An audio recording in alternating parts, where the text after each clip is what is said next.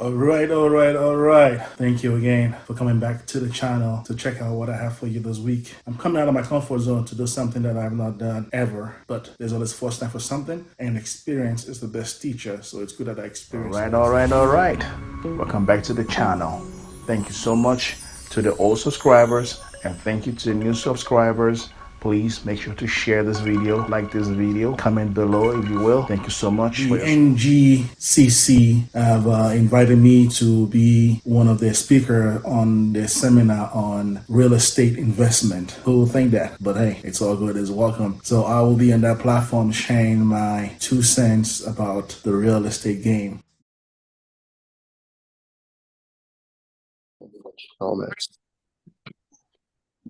Yeah, so we started this journey 2018, and the idea come with the group of the co-founder is to give awareness to the African American community of Chicagoland about the commerce that's been going on transatlantic, which is continental Africa.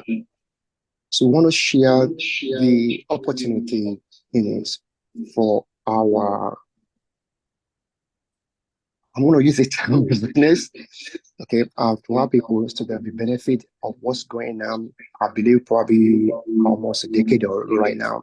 You can hear everybody say Africa is the last frontier on the planet. So how idea coming as a group in terms of to expose our people to take a benefit of what's going on African continent in terms of commerce, trade.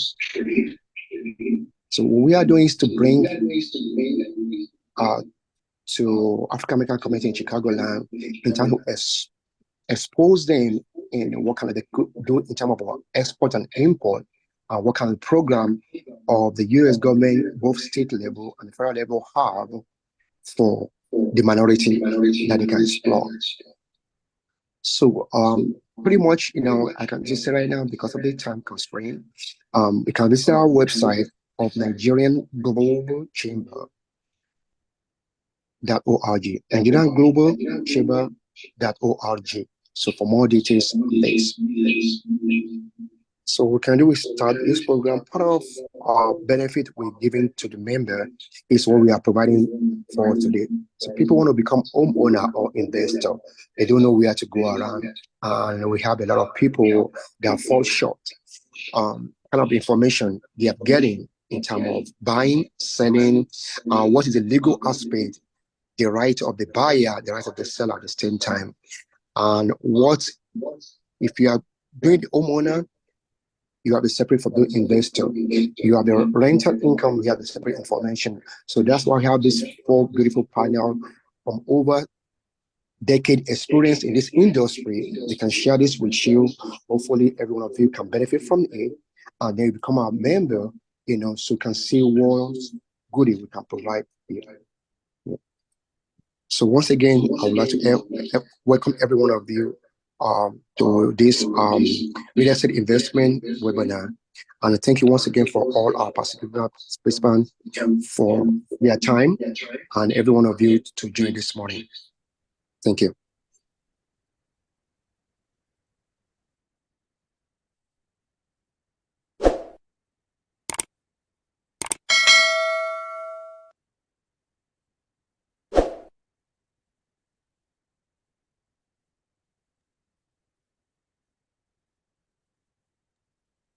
Thank you, Mr. Chairman. Thank you, Mr. Ajibala, for that. Thank you so much. So I would like to reintroduce our speaker.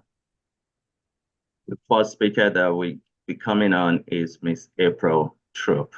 Ms. April, the floor is all yours. Thank you. I'd like to welcome everybody to today's session. We are going to talk a little bit about investing in real estate and what it takes to do so. You're going to allow me to share my screen? Yes, please. Okay. Go ahead. So, okay. Oh, no, it's not turned on. You got to give me hosting. So while he's sending me the information I need, I will just tell you guys a little bit about me. I have been in the real estate industry for a little over 30 years. And it is something that I absolutely love to do. So there is nothing else in this world that I would be doing besides real estate, because it allows me to teach other people how to set their families up for a long-lasting legacy. This is generational. So there's no reason for people to start out struggling. As your children grow, they go off to college and things of that nature, they can start out with real estate and build a nest egg that will allow them to retire early in life and enjoy life. So we'll start out simply by letting you know that I am an educator, an investor, and of course, the managing broker here at TAD Realty. You all will get a copy of these slides, so you don't necessarily have to go in and take detailed notes. You don't have to worry about missing anything. So, and if I talk fast, it's because I'm excited to bring this information to you all. And again, you'll get a copy of this. So this here is a little brief history about who I am and what I do. My sole purpose in real estate since 1996 is to create investors. And what that means is to give you all the information that you need in order to become a successful real estate investor. It is not what people think it is. You don't need a whole lot of money and things of that nature, but you will get the information that you need to be successful. There are several real estate investment strategies. Number one, house hacking. Everybody can take advantage of house hacking. It gives you the opportunity to purchase investment property. This is your 2 units, 3 units, and 4 units at the lowest down payment, which will allow you to live in 1 unit and the tenants to help you pay the mortgage on the next, which gives you room within your income to save money so that you can go off and do other things. How about have one of those units to cover your car payment, things of that nature. The next avenue for real estate investment would be flipping houses. You buy the property, you go in, you renovate it, and you sell it for a profit. There are many ways to finance this avenue. So, and we'll talk about those at a later date, but you will have the information to contact me and get details. You do have, again, you can use the renovation loans from different banks. You can use hard money. The next strategy would be buy and hold. You can purchase a property as an investor and just let your tenants cover the mortgage as well as whatever you assign it. So one of the core principles in completing real estate investment is to have your real estate pay for your lifestyle. Meaning if you want to have a car note that's $1,000, don't get that car note until you have a property that's paying you that $1,000. This way, it's not affecting your personal income. It's only affecting the real estate income. And while it's taking care of your bills, your lifestyle, it's continuing to gain equity. So you're building upon your net worth. You're increasing your net worth. The more properties you have, the more net worth you have. I've got several clients that reached the millionaire status and didn't even realize that they were millionaires based on the equity in their properties. The last strategy is to use real estate as a vehicle for wealth creation. We have our children coming out of college and some out of high school and trade schools, and they don't have savings, so they come back home and live with their parents. Real estate investing is one way to change that trajectory. They can come out of high school, trade schools, and colleges, and instead of ruining their credit, they can use their credit to purchase a 2 unit or purchase a single family, whichever one their income will allow them to do. And we have a program that directs your youngsters to that. It's called Disrupt the Disruptors, and it gives them a roadmap on how to build their credit using real estate, and it also helps to build their income. We've got several examples of that. There are some challenges in purchasing real estate and becoming a real estate investor, and those challenges generally come from the people around us. So we've got common fears and misconceptions. Real estate costs too much money. Real estate is too difficult to get into.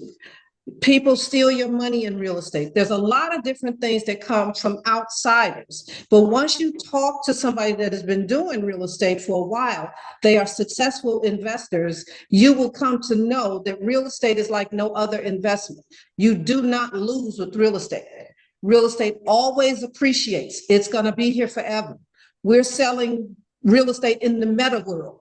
I don't really understand the meta world, but we're selling real estate in the meta world. I've got several clients that are making actual dollars selling real estate in the meta world. You can definitely change your life circumstance by purchasing real estate.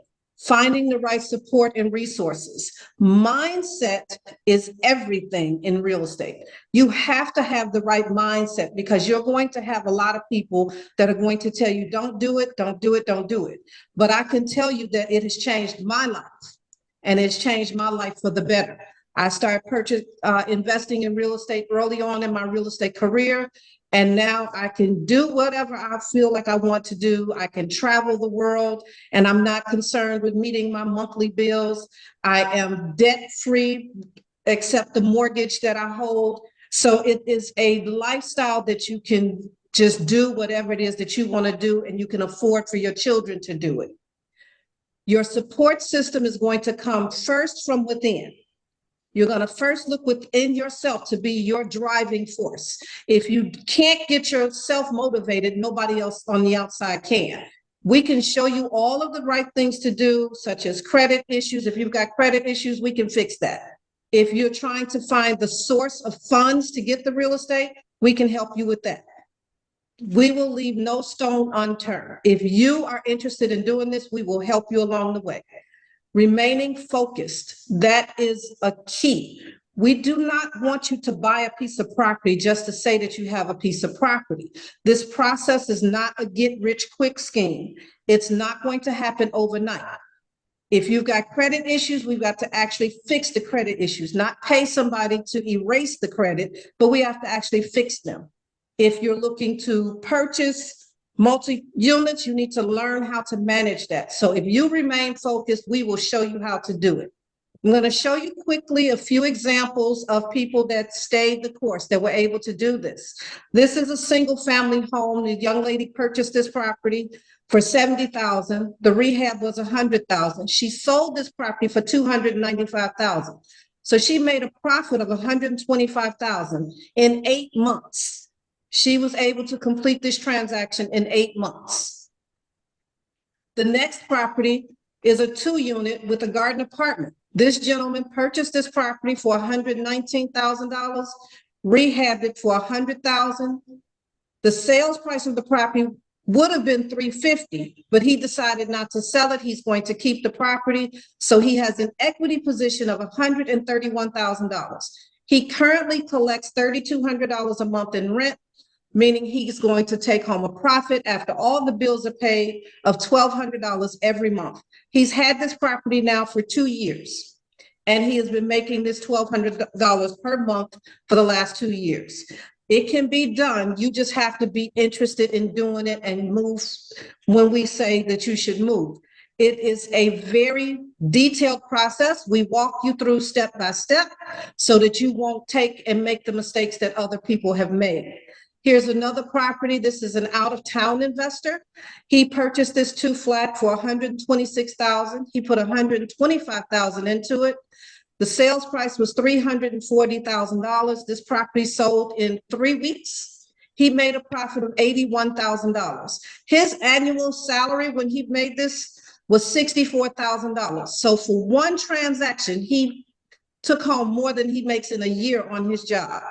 Real estate is a solid investment for those of you that are interested. Here's another one on 72nd and Cornell. This again was an out-of-town investor. He purchased this one for $152,000, put $150,000 in rehab. His sales price was $435,000 in 2 days. This property sold in 2 days. He made $132,000. I'm showing you all these different investments because I want you to know that you can do it. There is money to be made. You may not always make $100,000 on a property, but here's one. This gentleman purchased this property for $80,000. He put $129,000 into it. He made $37,500. I don't know about you, but I could use an extra $37,000 because you're not in there hammering nails and hanging cabinets and things of that nature. This is passive income. So all of us can take advantage of this type of investment. So again, he made $37,000. I believe this particular project also took 8 months to complete. So here's the last one, 6748 South Champlain. The purchase price was $100,000, rehab $125,000, sales price was $353,000. This person made $93,000. Again, this is an out-of-state investor, property right on the south side of Chicago. All they did was call us, say that they were interested in the program that we have, where we teach you how to purchase the property, get your contractors in to renovate it, and then get the property sold or rented out. All of us can do this. We just have to simply decide that this is what we want to do. There is financial assistance. There are programs that I'm sure the Nigerian organization will also offer you links to different lenders and things of that nature. So you can come to TAD Realty and we will give you a brief but detailed explanation of what you can and cannot do in the real estate market. We are honest. Business is built on referrals. I've been in this business, like I said, for 30 years. I have an 85% referral base. This is the route for you to go, no matter your age. We just put a young lady in the property last month. She's 80 years old. She bought her first house. We've got some investors that have come out of college. We've closed about 7 deals from the age of 20 to 25. They are all new landlords and they are living for free and making a minimum of $600 extra per month. So again, this is a strategy that any of you can use. You just need to have the desire and the wherewithal to put your best foot forward and decide that this is what you want to do. What a way to build generational wealth. You can do it from your couch. Thank you. Thank you. Thank you so much. Really appreciate that detailed presentation. Thank you so much for that. So basically, we will go on to our next speaker, and that will be Mr. Harris, Jason Harris. Welcome. Good morning. How are you guys doing today? I'd like to thank you guys for bringing me on your program. I do appreciate it. I've known Olaf for God knows how many years, at least 20 years. So that tells you how long I've been in the industry, if I've already known him for, actually over 20 years. So I am truly happy to be here to share whatever information I can to you guys. As well, let me see. I do have I want to show you our website, which is kind of user-friendly. If I could share that. Yes, I'll make you a co-host, just like I did. Great, and you can go ahead. Okay, wait a minute, hold on. Give me a second here. Something's not showing up. Hold on.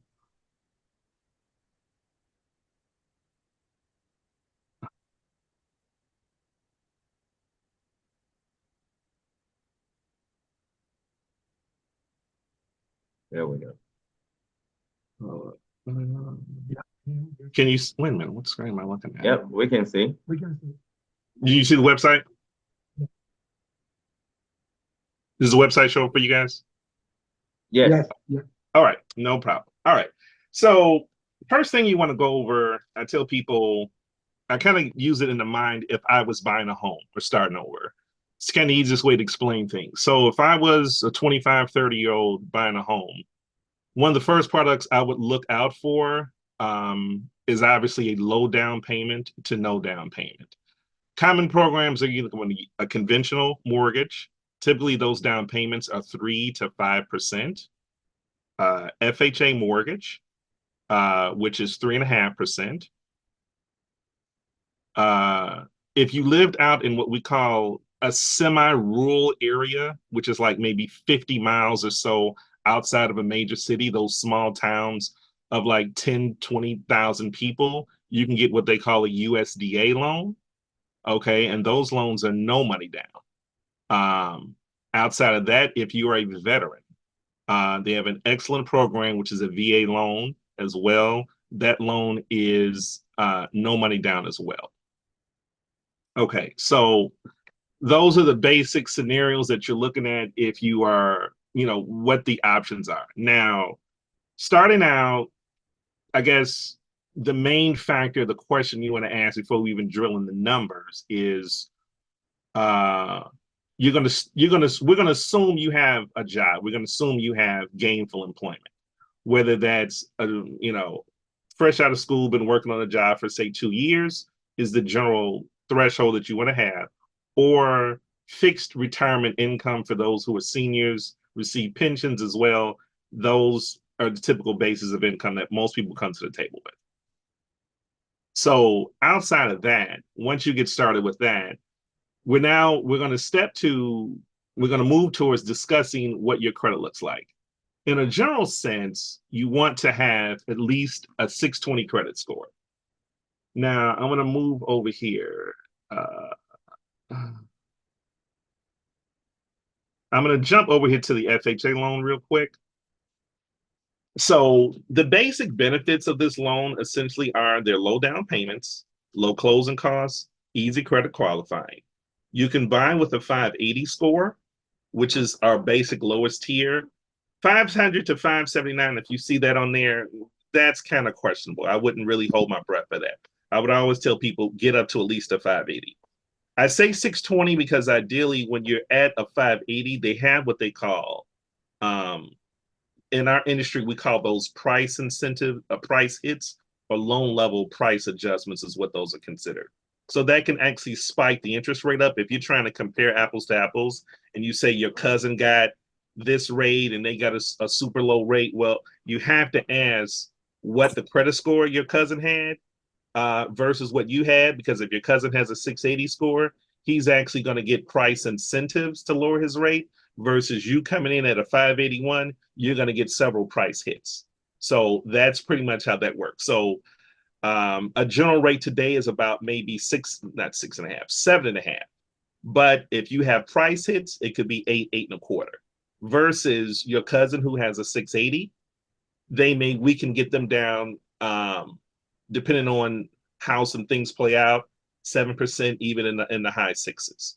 So that's how that works.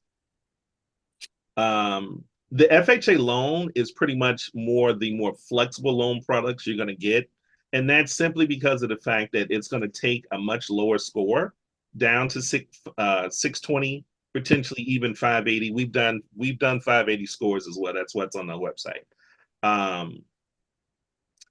A conventional loan, which is what a lot of people, the market was generally set up as a conventional loan market because that was designed when people were putting 20% down and they would go purchase a home.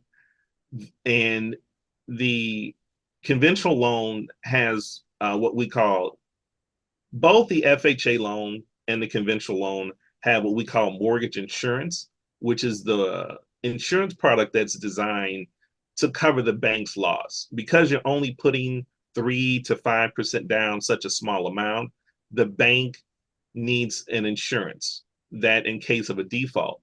Loans are written in the case that these files, if a loan goes into a default, that's what the bank is concerned. That's why you have the headaches and the hiccups that you go through when you underwrite a loan and what they're asking for this and write a letter or whatever, because the bank is worried about a default. But anyway, when we're talking about a default, when we're talking about the down payment, a low down payment, the difference between the two loans is the conventional loan has the ability to eliminate the private mortgage insurance once the loan gets down to the 80%. So maybe say you've been there for 5 years, 7 years, you paid the mortgage down, then you can get rid of that private mortgage insurance, which in some instances could be $100 to $150 a month additional for the mortgage. The FHA loan, you generally keep it for the life of the loan, okay? How people get out of it is that once they gain equity, like April was speaking about in her home flipping strategies or whatever, then you can refinance out of it into a conventional loan and eliminate the interest. Now, one of the things I wanted to piggyback on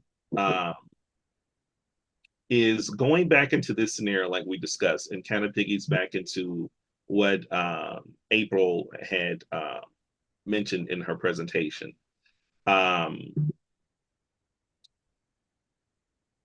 Both conventional and FHA have what they call renovation loan products. Those loan products are designed for basically owner occupants. So what April mentioned, she mentioned part of that, but then she also mentioned the hard money part. I want to discuss the owner occupant part, which is what we call non-hard money. It's the conventional loan or FHA loan. So what happens is, I don't know, many people may have heard what we call the 203K loan. Okay, so what happens is that if you find a home, and so there's a couple of different ways. You can actually find a home that you know is going to need work, but the advantage I want to talk about is the home that you find a more of a modest price home in the market because you're budget conscious and maybe you can't afford a lot of money in a home. So what happens is that you will find a home. I'll give you an example. Let's say, for example, you go out into the marketplace and you find a home for $150,000. Okay, so you find a home for $150,000. You go in there. We noticed that, and this is an example we have kind of actually in the house. There may be repairs that need to be done on the home. Once the appraiser comes back to the table, he shows that, hey, you have there's a couple of broken windows, there's a sink that's not functioning, et cetera, et cetera. We can turn around and we can get with you, huddle with you and a contractor that either you have, or we help you go into the marketplace and select and put together what we call a repair cost bid. And what will happen is the contractor says, I can make all the necessary repairs and improvements, and I'm just giving a generic price and say, I can do this for $20,000. We take that bid in, we submit it to the underwriting. The underwriting says, yes, we can make that work.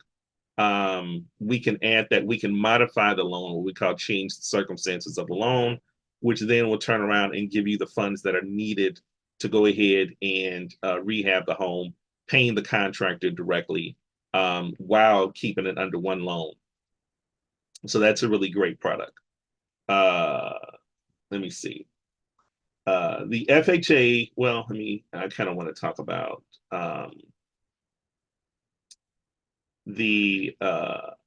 let me move over to, I know the other product that a lot of people are looking for. Today we have the, this is, once again, this is all on our website, but today we have the no down payment grant programs.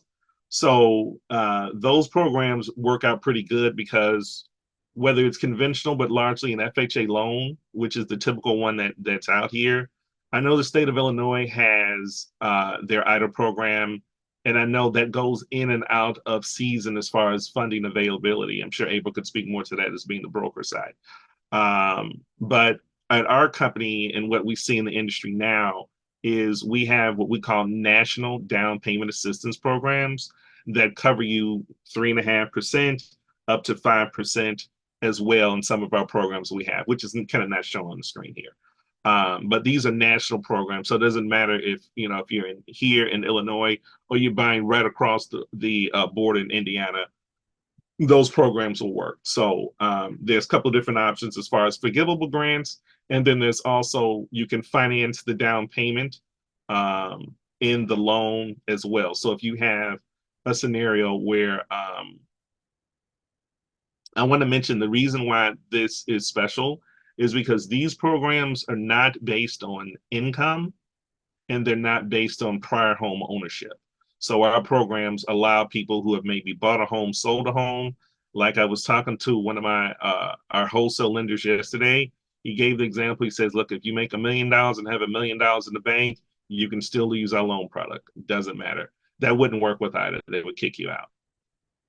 So that's that program there. You can also peruse that.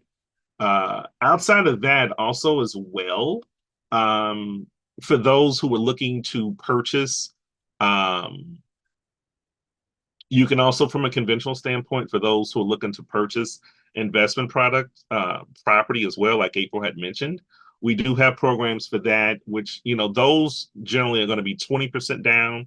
But with 20% down, we can get you conventional interest rates, or what we call qualified mortgage, which is basically off market, slightly higher than conventional rates, but not as heavy as hard money loans. So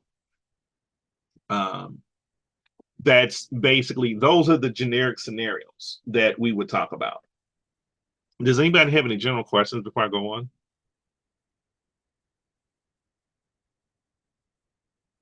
I think you guys are muted. We will actually wait till the end of the webinar time while you wrap up. So while you wrap up, but we'll wait till the end of the webinar for questions. Okay, no problem. So back to the original. I know I'm kind of jumping all over the place here, but back to the original purpose premise here. You're an individual, you're buying a home, you're going to start here, you're going to look out for what your credit is. And I tell people that the easiest way to do it is your goal should be to, if you're buying a home, you want to start at least 6 months prior to buying a home and checking out what your credit looks like. A lot of people I've seen, and I'm sure I'm going to attest to this, coming to the table, we find they're just not prepared, regardless of class or, backgrounds or whatever. Many people are just not prepared. So I urge for people over and over, get prepared. Go see a lender, go talk to somebody like myself or April, who's on the real estate side, and actually ask the questions up front, which is the biggest thing to do. I tell people starting out, it's not worried about a no. Our job is to help you qualify. So I don't care if your credit is 450, 480. I'm here to help you. We're here to help you as far as getting off the ground, getting qualified. We'll help you walk through, identify what you have. If it's a bigger than that, there's credit repair programs we can refer you to if you weigh in the dumps. Many instances, though, we help people set up a budget. And I work with people for years setting up basic budgets and say, okay, these are the steps that you need to do. We've got to get your credit up. And trust me, within 6 to 8 months, easily, people have moved their credit from a 550 to a 620, which is not a problem. That's an easy thing to do when it's consistent. So once you get your credit established, then for the most part, we sit back and we look at your income. We also tell people you have to be realistic on what your income is. But we're talking mostly people who are a W-2 employees, what we call them, working a job. You want to know what your salary is. We want to know if you make 50,000. We tell people, here are the numbers what you qualify. Generally today, just a quick rule of thumb, purchasing a home,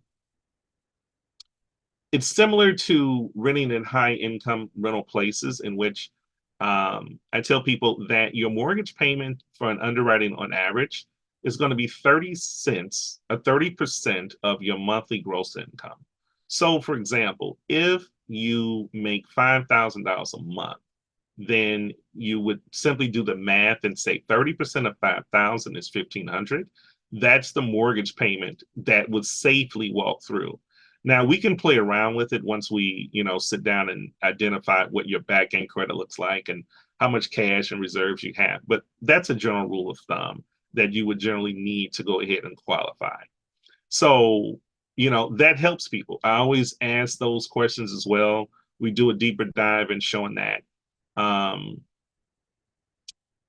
If you're self-employed, you need 2 years of tax returns. They have to be consistent. And what we do is we show that's for people self-employed. Also, don't forget about people who are in the gig economy, who drive Uber. They're self-employed. So those people work into that as well. So, but as far as the general person who is buying, that individual is probably more of a W-2 wage earner. we basically sit there, we explain to them, we show them what the income that they make. And like I said, we take 30% of that, and that sets the ballpark for what the budget is. Because if the mortgage is 1,500, then we basically will go back and calculate and show them the scenarios based on what their credit is and based on the areas that they're trying to buy, because they vary based upon what the taxes are. So those are the main cogs that work together as far as trying to purchase a home. I kind of hope that helps you guys. I'm sure there'll be questions on the back end, but I just want to give you that, that brief scenario. All right. Thank you so much, Jason. Really appreciate that. Thank you so much. Thank you. Our next speaker now will be Mr. Martins. Martins. All right. So, yeah. We good? So he's a real estate investor, a project manager, real estate investor. Yes, we can hear you. All right. Good. Welcome. Good morning, everybody. Good morning. All right. Thanks, Miss April, and I have an echo. Mr. Harris, Jason Harris. Jason. Oh, okay. All right. How you doing, sir? Oh, Mr. Jason too. Thank you for the wonderful presentation. Well, you two are in a different spectrum than what I am in. I am an end user and also an investor. My journey began by dabbling into tax sale properties. And so I will give everybody a homework to do a research to find out what it means to have a tax lien sale or a deed tax sale. These are avenues that you can use to get into the real estate game. But as Ms. April said, there's things cannot be a quick get money scheme. So you have to really understand that once you're in it for the long haul. It's not about you getting a quick cash and everything is all hunky-dory and you're off to the Bahamas and chilling and having a good time. It's stages that you have to go through. So that is the homework I have for you. Now, what do you need to get into a tax sale or a deed sale? Definitely, you have to be disciplined. Discipline is the number one thing you have to, because if you're not disciplined, you are going to be easily distracted and you will not focus on the goal ahead. The next thing you need is access to capital. You need capital. Well, how much capital do you need? I would say when I started out, the capital I started out with was $20,000, my own raw cash. Now, you might say, oh, that's a lot of money. Well, it wasn't the $20,000 that I saved in 1 day or 2 days. It was a capital that I put aside. Say I had a 5-year plan, and I said in 5 years, I want to have $10,000. So I reverse engineer what it will take to get that $10,000. Get it from your W-2 when you get your taxes. Instead of blowing that tax money on going shopping spree, once you get a tax return, put it aside for 2-3 years and let it stack up.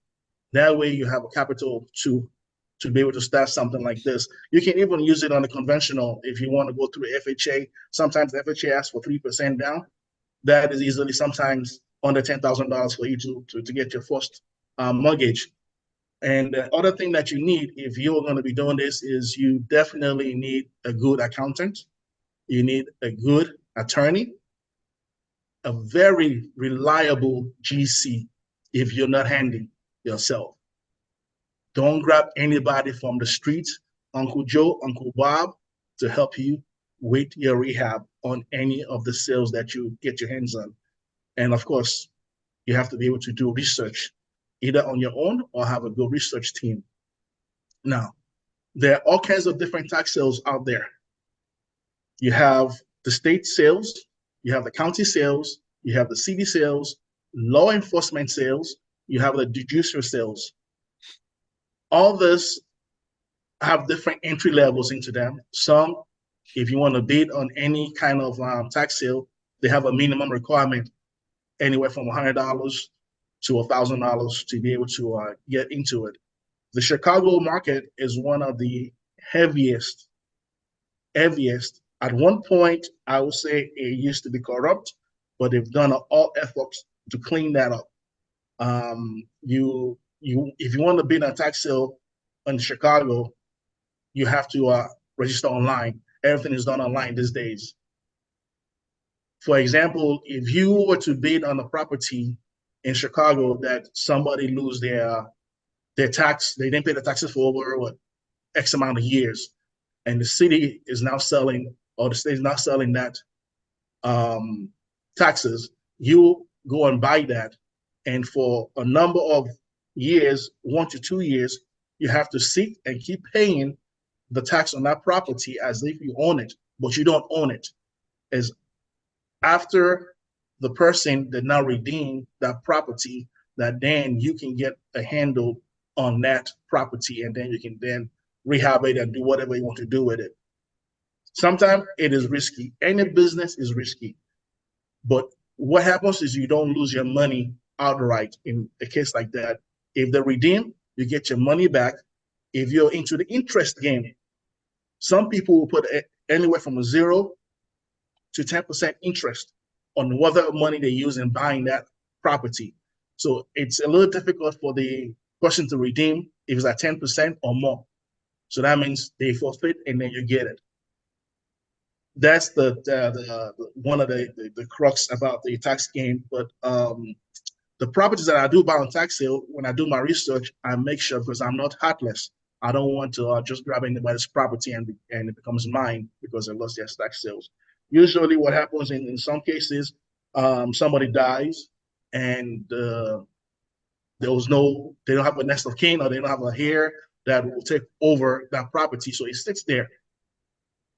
But you have to do research to make sure that that is what that property is. And sometimes families leave houses, properties to their children. But the children are not in that same state. They're somewhere else. They cannot afford to manage that property or pay the tax on that property. It defaults. You can buy that. That's the ones I do go after. And when I look at the numbers, and I look at this is an out-of-state owner, that means I can easily get this. If I look at the name in the tax portal and I see the person paying the taxes is the same person in that house, same address, I usually shy away from that, because we all know sometimes we fall on hard times, and I don't want that kind of karma to fall on me. So that's how I deal with that. Now, if you are going to be doing a tax sale, kind of like investment, I would say don't make your first investment your personal property, because once you do that, you have too much emotion tied into that property. It will not give you the clarity to be able to move and shake as fast as you can. That's one key thing that you should be careful of. And also, only spend what you can afford to lose. What are the advantages of tax sale properties? You get a high return on tax sale properties. One of my very first property I got on tax sale, which was not in Chicago, it was actually in Gary, Indiana. I'm sure we all remember the crash of, was that 08 or 07? And Detroit went into a whole turmoil, and you have these foreign entities coming and buying real estate in Detroit. Well, most of those things are tax sale properties that they're buying up, and they got it for cheap. So what I did is I could not go to Michigan, and I don't have any friends in Michigan, but Gary had similar issues, so I was able to drive to Gary to be able to research which properties that I'm looking at, and I was able to get some few properties by doing that. Imagine you getting a 2-unit for under $10,000, and in 6 months you wait and make sure that everything clears. The state does everything it needs to do, and in 6 months you get a clean deed to that property. You're golden, because that's that property. If you do your research and you find out that that property might be worth $50,000, $70,000, that means you have that equity in that property. And now you can go ahead and try to fix that. You can fix it, hold it, or flip it. So there are different avenues into tax sale and the different benefits to it. How you lose is if you don't have the right team around you to file the right paper, the documentation on that said property that you've won, and also having the right contractor that has the right eye that is in your best interest, not his own interest. He'll make his own profit, but in your best interest, where it doesn't take forever to fix the property up for you with a decent amount of money. Come and block the video. Help me to. Sorry. So how am I doing on time? You are doing well. You have 5 more minutes. Okay, all right. So, and when it comes to tax sale, there's the diverse opportunities for you, because look at the sheriff sales. The sheriff sales is the house that the sheriff had seized either during a drug bust or some kind of any kind of legal action, or somebody put up a money to post a bail or something like that. Now, the sheriff doesn't want this product because they don't want to be a landlord. So they have a tax sale for that. If you go to their website, you find out when they do this kind of sales, and then you can bid on those kind of properties. And sheriffs are all over. It's not only in Illinois, they're all over. This kind of things happens, especially in Florida. This is a high place where this happens because of the international trade that happens over there. But if you have the stamina to be able to deal with Florida, go ahead and bid on a property in Florida and flip it and hold it. So you can do these things internationally. And the good thing about tax sale is just that the title is clear. It's all on you. That's the advantages that you have, and you have good equity, and you have a low start. You don't have any loans. If you want to do a tax sale, I would advise you not take a loan. You take a loan, then you're under the pressure of the bank. This is just little monies that you put together, or you have a group of friends that come together so that you guys can do this as an organization or a club to get us going. The disadvantage of tax sales is sometimes it's a risky business because you do not get access to that property. You cannot go inside and do an analysis of how much you're going to spend in rehab. So it becomes a little difficult for you to invest blindly on something that you don't know what's going on the inside. But you can drive around the neighborhood to see what the neighborhood looks like, to see this is a neighborhood that is safe and the lawns are cut. They don't have any junk cars in the neighborhood. They don't have any nuisance in the neighborhood. And then you can know that, okay, this is something I can put my hands on. Now, the disadvantages is the competition. What you're looking at when you're bidding, you have to have a cap that you cannot go over. Do your research, know what that property is worth on the market, and try to bid under that. Do not go above whatever set property you're bidding on. And usually there's 50 to hundreds of people in the room that are bidding against you. Do not get emotional by overbidding. That's one of the disadvantage that some people do. They get themselves wrapped up that, oh, this is my dream. This is what I want at any cost. You set yourself for failure right there. So those are the major things. But in the long run, the strategy is just to be thoroughly do your due diligence by researching, have a budget in place, understand the local laws of where you buy, understand what they require of you. Some you can buy it, you cannot flip it right away. You have to wait for a year or 2 years before you flip it. So understand the laws of what you're trying to get into, all right? And also build a network. The people you're bidding against, try to network with them, because you buy an asset that they want, they will buy it off of you down the line. So don't take them as your enemy. These are people that you can actually deal with down the line. And try to have an exit strategy. Don't get yourself wrapped up in one property for too long. Just try to have an exit strategy and understand what you want and how much you can afford to lose and how much you can gain from this, and continuously educate yourself on the market, understand the global economy of what you're doing and in the area. That is it in a nutshell. Thank you so much for this opportunity, and I look forward to doing some more with you guys. Thank you. Thank you so much. Thank you so much, Mr. Martins. I appreciate the information. Thank you so much. Our next and last speaker is Mr. Gray, Marcus Gray, an attorney, the lawyer. So he is actually one of our board members here, the Nigerian Global Chamber of Commerce, the board member, Mr. Gray. Welcome. Well, I would say good morning, but we're almost hitting that afternoon mark. So I'll say good mid-morning to everybody.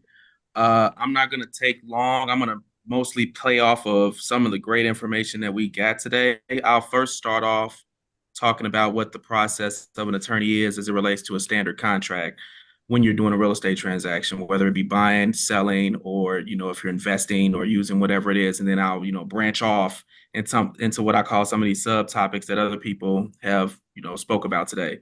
So one of the biggest things when you get under contract, whether it be whatever type of financing you're using, whether it's hard money, whether it's cash, whether it's traditional lending, you need to have somebody review that contract. So the importance of an attorney is to make sure that the contract, all the I's are dotted and T's are crossed.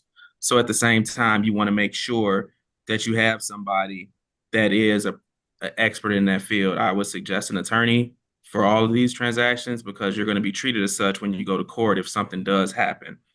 The purpose of an attorney coming out to review the contract is I just had a contract today where tax prorations was at 100%. And I'll explain that a little bit. Tax prorations essentially is, since we're behind a year in taxes, we're always billing for the next year. So although we're billing for 2023 right now, if you purchase right now, the 2024 taxes are still billing. So we add a little cushion, or we're supposed to add a little cushion, so that way if the property taxes go up, and I'm sure some of you have seen on news or heard from friends who are homeowners that taxes went up astronomically, especially in the south suburbs, and it's supposed to affect everywhere, my understanding, here in the next year or so. So we add a cushion in what we call tax prorations to ensure that at least there is some money when you go into taxes next year, that you have something that can pay towards that. If you do it at 100%, that means that you're assuming that no taxes are going to go up, which is kind of crazy, especially seeing as though what we just saw right now in the infrastructure of Chicago as it relates to taxes and what they need to do with taxes. So I got a contract in my lap today where client almost signed, it was 100%. We went back and did what the standard, or what is considered the standard, which is 105%, which is a little bit above, to make sure that you can have some extra coverage. So those are the type of things that we do as attorneys, just even getting the contract. We go through the contract, make sure the contract date is right. A lot of these contracts are standard contracts, so we modify certain things to make sure that you guys are protected, whether it be on the buying side or the selling side. So that's the first thing that a contract do. As an attorney does. As a new homeowner, though, when we go into what we call the attorney review period, that is when, again, we're going through the contract, but that's when you're supposed to have an inspector. I always suggest a licensed bonded inspector that has a track record of making sure that a house is fully inspected. Their job as an inspector is to go through the entire house, not just I see a hole in the wall or I see a leaking pipe and that's all they report. I would ask that if you're looking to buy or to get into the property, unless it's an investment, unless you're like flipping it, if you're looking to move into it or you're looking to use it as an investment in the sense of you want to put tenants in there, you want a complete inspection. It should be no less than 50 pages. If I see an inspection less than 50 pages, that means either the inspector cut corners or it's a partial inspection, which means they only went and looked at the stuff that was outstandingly bad and they're only giving you that. This is like a car. It's like it's a Carfax almost, right? You want to make sure you know everything about this house, this apartment, whatever the structure is. You want to make sure you have all the information on it. I don't care how small it is, but you want to have that information because as a first-time buyer, sometimes you don't have all that necessary information. So you want to make sure that you can afford to actually fix the issue if you decide to move forward with the property, right? Like an outlet could be a simple issue, but if it's a full electrical problem and you didn't investigate that, then we don't know. And maybe an outlet is an issue, right? You're like, oh, I'll take it, I'll fix the issue. You have no idea how to fix the outlet. So we make sure that there are full reports that parties get, so that way they understand what's going on. So I'm imploring you that if you can get an inspector, make sure you get that inspector that is doing, like I said, more than 50 pages. They're going through the entire place and they're showing you every little thing, even if it's a scratch on the wall. You want to know that, so that way you can't go back. I have people a lot of times come back to me and say, Marcus, they didn't find this, they didn't find that, and they want to go after the seller. Well, I tell people all the time, if it was open and obvious and the seller didn't try to disclose or hide it, and they disclose it and your inspector didn't find it, it's not the seller's fault, it's the inspector's fault. So we got to keep that in mind as it relates to, and I have had instances where, case in point, where, and we can segue once we get out of the attorney review period, where we go towards the in the attorney review period with the inspection, if people are hiding stuff. I've had similar cases where sellers have tried to hide things before, where they go in and they cover up stuff or put boxes up against the wall. They don't move it until closing day. Buyer comes back, it's mold all on the wall. Now, in that situation, we're definitely going after the seller, because the inspector should note on their inspection that they could not see behind the wall because of what was going on as it related to stuff being in the way. So that's an instance where you can actually go after a seller for failing to disclose what was going on and actually making it not obvious to be able to see what actually was going on.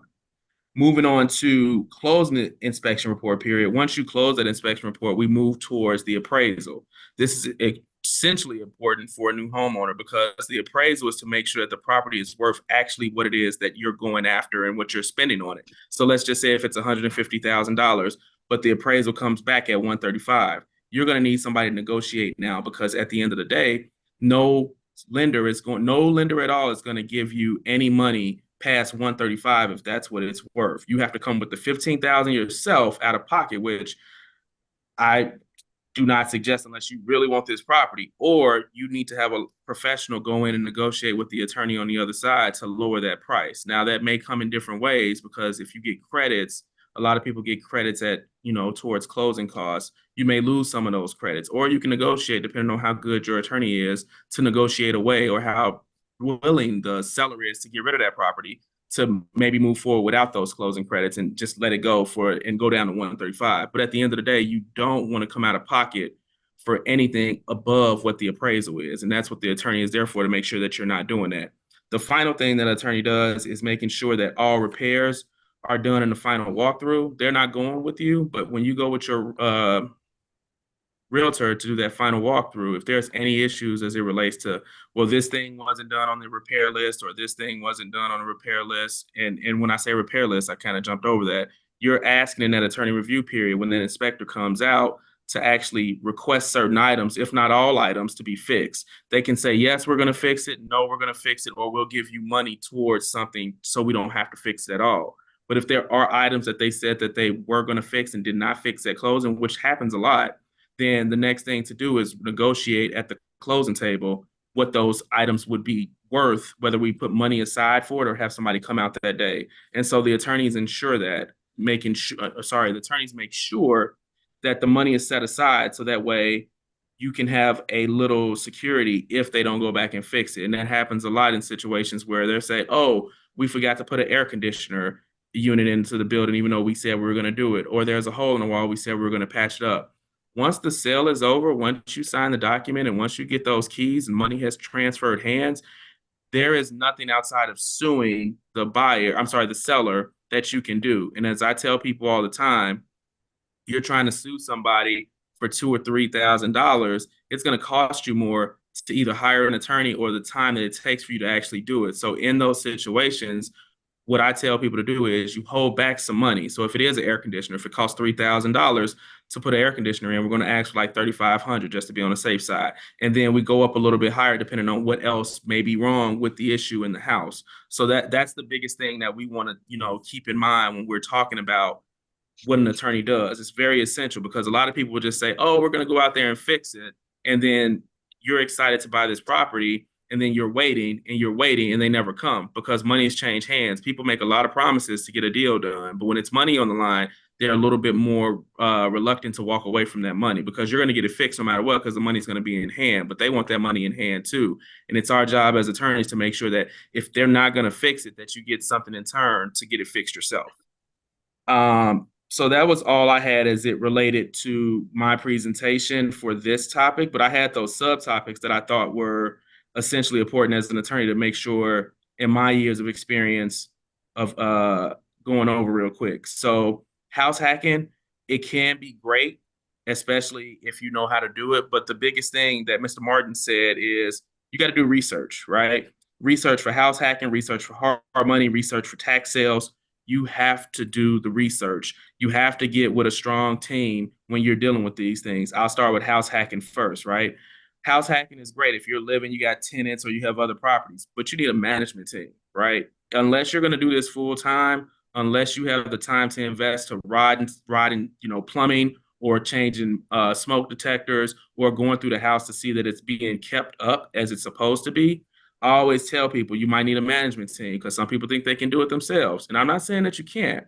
But what I'm saying is that this is a life of its own. It's a job in and of itself. This is where someone lives at in the city of Chicago. They do not play. If you do not do certain things right, like have in a lot of instances, if some renters are on the line right now, you've seen that they've transitioned a lot of them from security deposits to move-in fees. If your client is taking a security deposit, if you're a landlord taking a security deposit, it needs to be displayed, at least the bank needs to be displayed on the lease itself. If it's not, and an incident happens between the landlord and the tenant hires an attorney, the first thing that they ask for, the attorney does, is for that lease. Because if it's a security deposit and it's not listed what bank it's being held at, you automatically have to pay 3 times whatever that security deposit is, no, regardless of whatever is going on with the case. And so a lot of people unaware of that still do security deposits.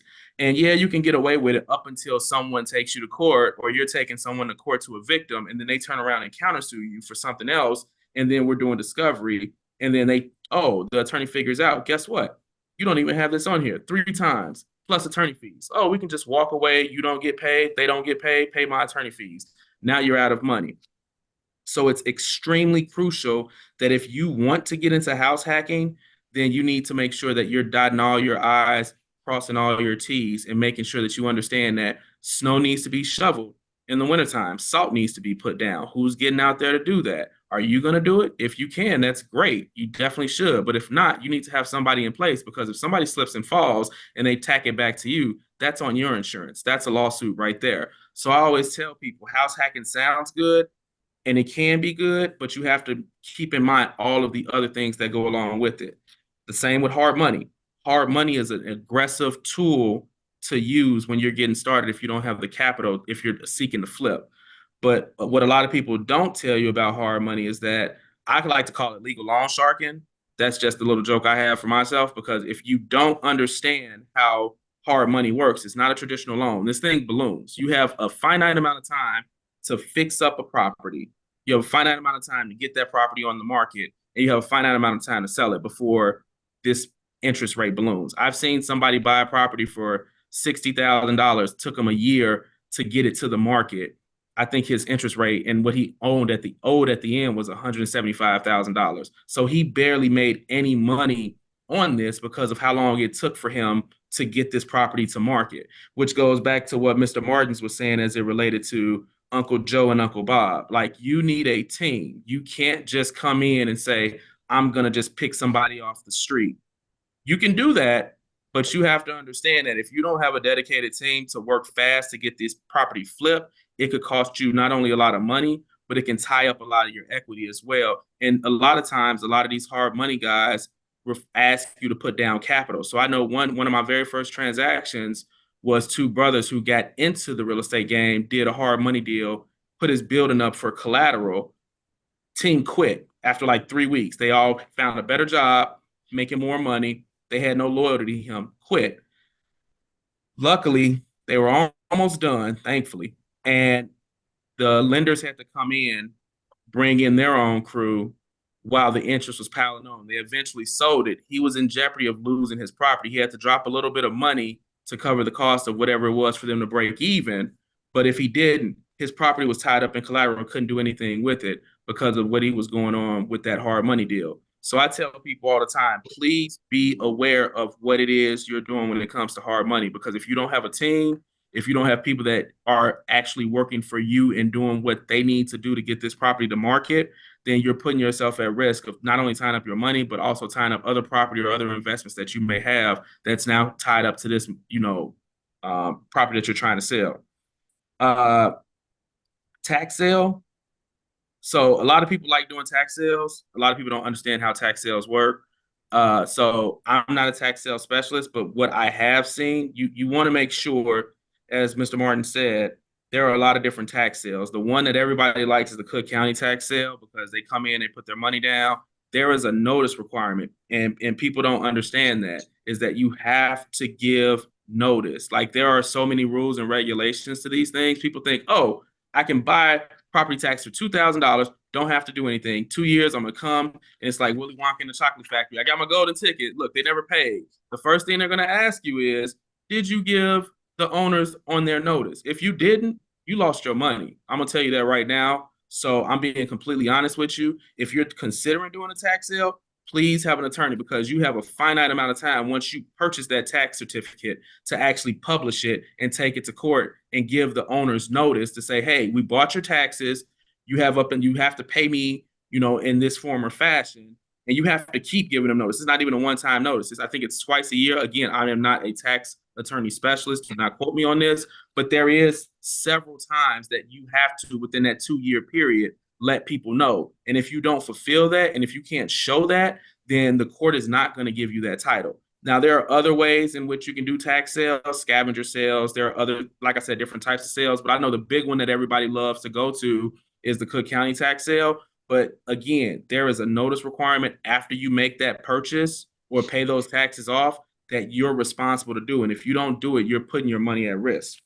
Finally, one of the biggest things that I've seen, especially since I've been in the real estate game for about 7 years, a little bit more than 7 years. So I saw a lot of people purchasing as I got into the business. Now I'm on the other side and I see a lot more sales because of the volume that we do now and the relationships we've built.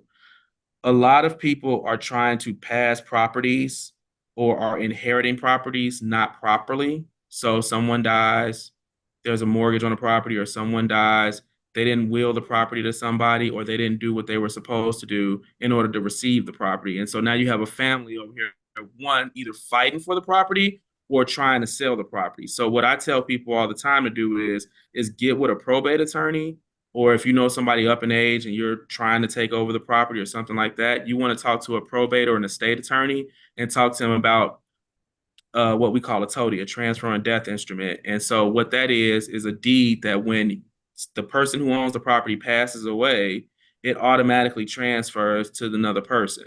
Because if you don't do that and someone dies and there's a mortgage on the property, it's up for grabs, right?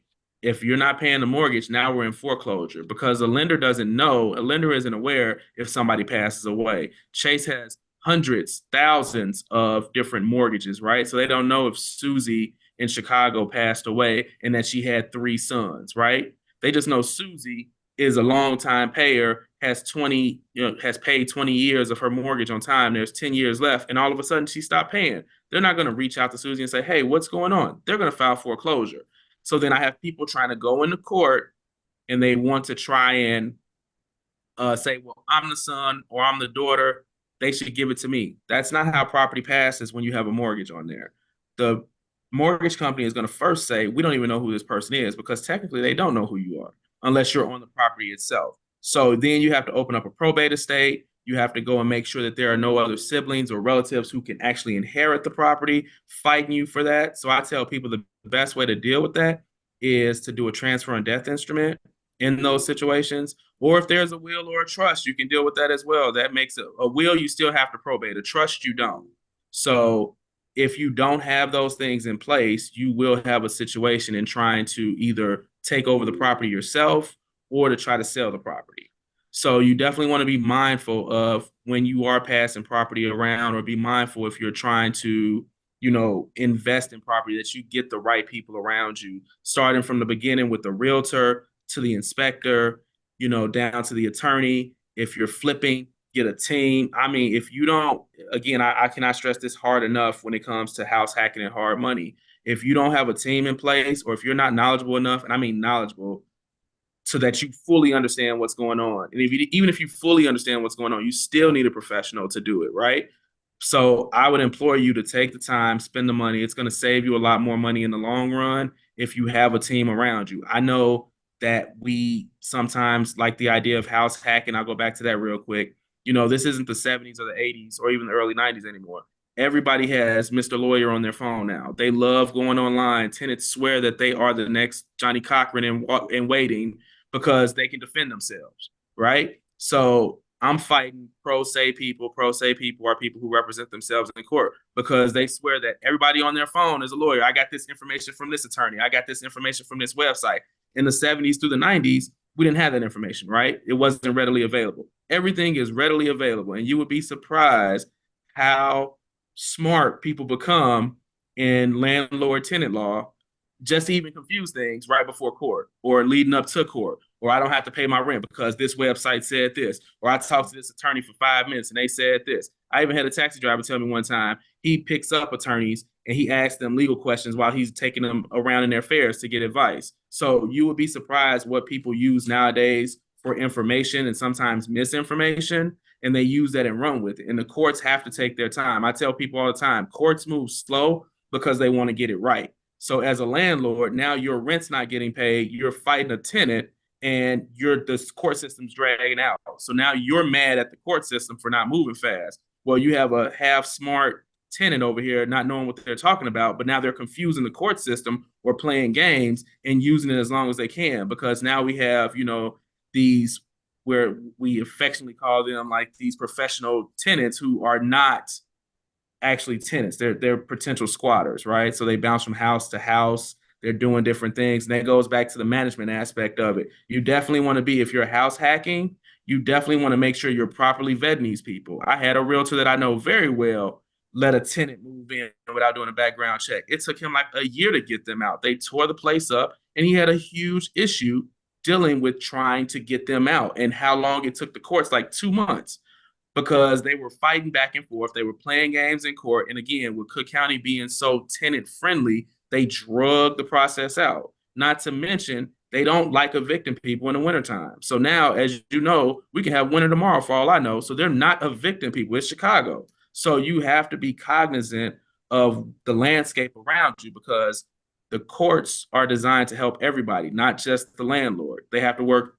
evenly and fair. And if you have somebody on the other side, with Mr. Google on their phone, they're telling you what the law is, you're going to be held to the same standards. So I tell people, please have a team in place, when it comes to house hacking. Please have a team in place when it comes to hard money, and definitely make sure you have an attorney around for any type of tax sales, or when you're passing property or looking to receive property. Okay, thank you so much, Marcus. Thank you so much, Mr. Gray. Lots of good information over there. Thank you, everyone. Thank you, speakers. So I know there were some questions. So if you have any questions, please, you can go ahead and ask your questions. You can direct them to the speakers or just send them to us. If you have any questions, please. I'm just jumping right quick. Yeah. I'm gonna give time 7 to 10 minutes. So for this time, finally, I'm speaker. Share that with everyone on the speaker. You have advanced information from this individual. They are over decade of experience in this industry. One thing I want to everybody to learn is that the homeowner, their investor, their renter, they have all this experience. Their general contractor, their realtor, their flipper. So they come with all these vast years of experience and doing to work today. So this is one thing I want you to realize in the community. As we as watching, right, give back to community. All these things. There's no rich quick in this business. Okay, it's a patient business. Patient. Okay, if you have a patient in this industry, at long run, you're going to benefit. So, Marcus will tell you, this is very nice. Come to his, come to your best. Then, right away, I just drove around the community where he live, okay, then I just share with him what he expect again, in the near future. As I said, most of these project manager will tell you the same thing, which is Mr. Martins. Mr. Martins will give you experience in terms of his background as experience in project minded construction. Okay, once it coming into the community of Chicago area, city, sometimes people buying, they just buying, they don't know what is um, local municipality, what is their projection in 10, 20, 30 years coming down. Okay, that's why a lot of people now, when they are buying, they just think that, oh, if I'm buying for rent, I have to make it. I'm going to give you an example right here. And let me disclose to you all of these figures. Okay, we are friends. But Jason is my former boss. Okay, I used to be a loan officer, so I learned a lot from him. When it comes to a mortgage, okay, this guy didn't do mortgage sustainability. So, before he went to college, so you have a lot of vast information in terms of mortgage from Jason. I met April about a year ago through a friend, okay, he's one of his agents, one of the open house. I believe she has a lot of investors. Another thing, managed from one of the investors in the office too, all the way to Hawaii. Texas, Georgia, they manage their property in Chicago. They are very have credibility in terms of what agents been having for the past 3 decades. I do a lot of management for their clients out of state. They own a property in Chicago. So, that was very friendly in terms of rental to have your ROI, your return on investment. Okay, if you want to go into that rental income, the office will help you at the same time. So what I'm coming back is that all these speakers, they have a lot of knowledge that they're sharing and experience of many years right now. And I always make a joke with one of my friends that they are not like white folks that you go to their seminar, they're flashing to you their Rolex, one of them Rolls Royce, and they say that you can make fortune in this business. Okay? Selling you a master class, what you are getting right now in the last 40, 50 minutes, okay, is what they're going to give you. But, all the stuff they're going to sell to you, believe me, is BS. Here's my French, okay? If you fall for it, okay, you're going to find yourself to blame because this industry is not what you are getting. It's not what they're telling you, it's what you are getting in an hour or 2 or 3 days seminar. They are giving what you are getting right now in this morning to school app, is what you are paying $5,000 for me or 10,000. You understand right now, and you will not even make that your return on investment. So I will encourage every one of people on this forum today. Look what we are giving you as Nigerian Global Club program that we are bringing. That have a lot to give to our community. Okay, so you're getting a taste right now as your nearly future will see more of it. Become our member, sign up for our newsletter. Okay, that you can know when the next event is coming in. So if anybody has a question, please can direct your question directly to one of the speakers to the question. We can answer you in a timely manner. Yes, please, if anyone has any questions, and also if you would like to connect with any of the speakers, for any reason, you can of course reach out to us. We'll be more than happy to connect you to them. And they all have wealth of information, wealth of experience over 4 decades, all combined together over 50 decades. So, and I know Mr. Martins actually has to run now. So, if we don't have any other questions or any question for Mr. Martins, we can excuse him as he has to run now.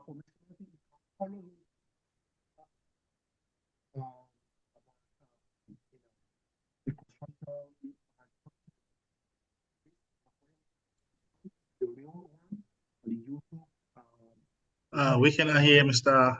Hola. Follow Martins on YouTube. We have a page for following him and to subscribe to his YouTube page. Okay, that's a lot of information that now with you or you follow by the investment in the property, what to do. We are just looking for GC Jonathan. If you have all this follow him on the YouTube. You can follow April too, all right? If I'm right, Mr. Okay, Jason. Okay, and then my dear friend Marcus. Okay, one thing about Marcus, I want to let you know disclosure. I don't like to do this because I know him when it comes to legal thing. Is most of the lawyers they are very very careful when they say nowadays. As I said, so like him, I learned a lot when it comes to Texas. I try to learn a lot from him. They don't say too much, just a brief for me. For him to say he's a broker too, and he's a real estate attorney, family attorney, he's a business attorney. So if you look at this, he has a package it brings along. JNC is a investor too. He's not only loan officer. It's my former boss. Okay, I learned a lot from him. I used to manage for him too. In early 2000, with some of his investors. So he's someone I have a great respect for in the industry. I always brag about him. And one of the smartest black guy in mortgage industry in Chicago. Okay, I know our office in those days we have so many branches. So when it comes time of mortgage, I will encourage every one of you guys to reach out to him. Smart mortgage, give a lot of kind of program that can help you out. The same thing with Troope. Okay, combined with his husband, she's a general contractor. Okay, use your office when they go out. There's a lot of things they can bring into to look for you even before your home inspection when you're buying a property. So I believe a lot of his agents is obviously well respected too. So you don't think much about these people. I'm really proud of them, and I'm really honored for some of you guys to be part of this program today. Honestly, you really touched my heart in the experience. So people, hopefully, they will learn a lot and gain a lot, and they will reach out to every one of you guys. Okay, in your office, your business team.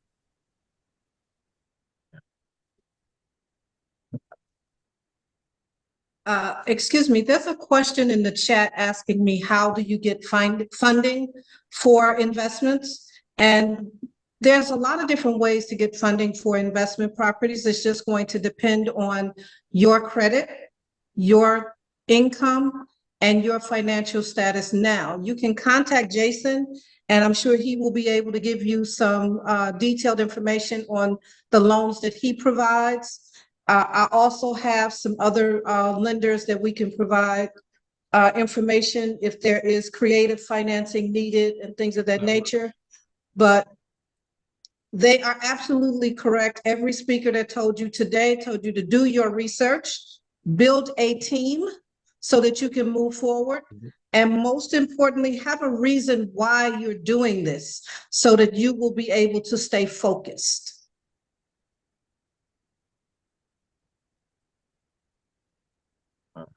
Michelle, one thing I know there are some other questions, information. So what we would do is email this video information to everyone that we already have your email address.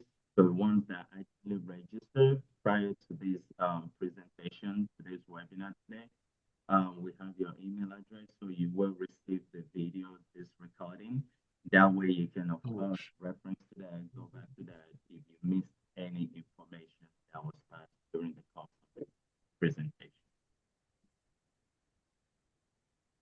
Okay, so our closing remark, if we have any more questions, so we can let our speaker go and everybody is still at 11:05, so but now 40 minutes now. Yes, I'm showing, yes. So that was Jason. Jason had mentioned the loan versus FHA or loan. Jason, if you can please answer that question. What's the difference and who is this best for? Okay, let me see. Someone has mentioned USDA FHA loans. What's the difference and who is the best for? Okay, so USDA loans, like I said, those the two types of loans, USDA versus FHA is the question. USDA loan, I tell people that those loans are really for what we call small town America. They're based on population size. So what happens is that you have a person 50 miles outside Chicago. I'm just going to say, some small town, okay, that's probably got 15,000 people in it, maybe 20,000 people in it. That's what that loan is for. You cannot get an USDA loan if you lived in the inner city of Chicago. The population is too great. So that is the simple, quick and dirty answer as far as that goes. The FHA loan, like I mentioned earlier, is it's the starter program loan for individuals who don't have the best credit. So there's going to be more flexibility on the credit because you can actually dip into the 500 tier, even though I wouldn't advise it. But yes, you could get an FHA loan with, say, a 581 credit score. Okay. So that's basically what that's for. The FHA loan is, as well, like I mentioned, has the ability to work like the attorney Marcus had mentioned on the issue with the home inspections, which we find is that you go through a piece of property and you go through, you negotiate, and you realize that the furnace is bad or the water heater is bad. After the inspector comes through there, you may be able to negotiate a lower price. But then at the same time, if you had a good realtor, an attorney who could advise you on securing a good contractor, you can go in there and get those things, bidded out in the loan process, worked into the contract, worked into the deal, and close it out in one loan. So that's one of the things that works out for that.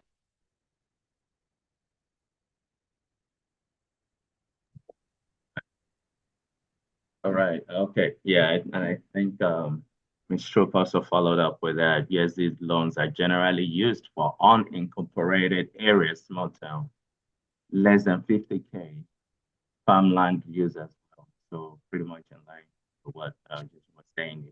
It's for the small towners. So in a Yes, small a small area. town. So okay, very good.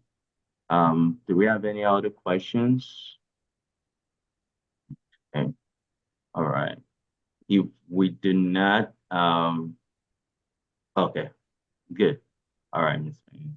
If we do not, would like to thank everyone. Okay, the no money down advantage. So what happens is that Okay. that's probably how they were sold the loan product. And we tell people, your question is, how do you get a loan or how do you buy a home with little to no money down? Is kind of what I'm hearing in this question.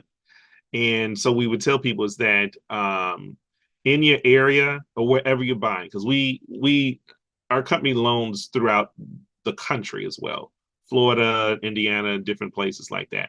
So depending on where they are, but if we're speaking of Chicagoland area, there are grant programs that you can attach to that loan in the loan process. So what happens is when you sit down and you start your journey of evaluating your credit and your income and get yourself serious, you sit down and you talk with a lender like myself or someone else.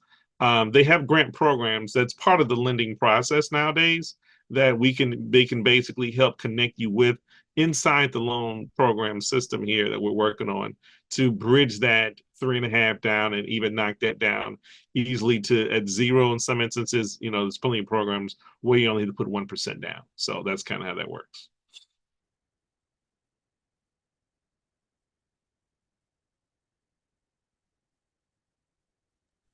Okay.